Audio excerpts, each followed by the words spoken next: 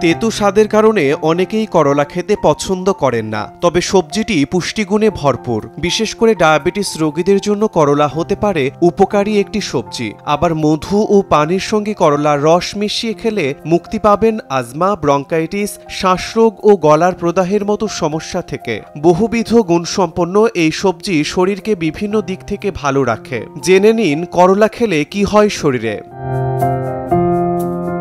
রক্তে শর্করা নিয়ন্ত্রণে সাহায্য করে। করলা ডায়াবেটিস নিয়ন্ত্রণে খুবই কার্যকর। এতে উপস্থিত চ্যারাটিন নামে এক প্রকার উপাদান ইনসুলিনের কার্যকারিতা বাড়াতে সহায়তা করে, যা রক্তে শর্করার মাত্রা কমাতে সাহায্য করে।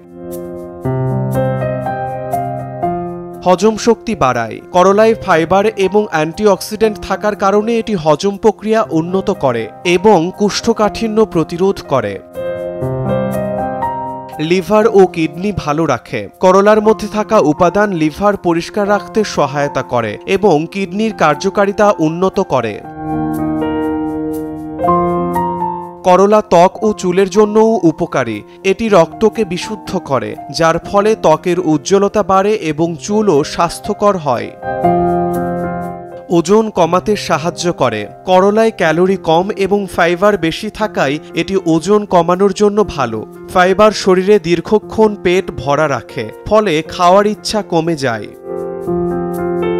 রোগ প্রতিরোধ ক্ষমতা বৃদ্ধি। করলায় ভিটামিন সি এবং বিভিন্ন অ্যান্টিঅক্সিডেন্ট থাকায় এটি রোগ প্রতিরোধ ক্ষমতা বাড়ায়। তবে অতিরিক্ত করলা খেলে রক্তে গ্লুকোজের মাত্রা কমে যাওয়া, ক্ষুধামন্দা ও পেটের সমস্যা দেখা দিতে পারে। শিমুল হোসেন, সময় সংবাদ।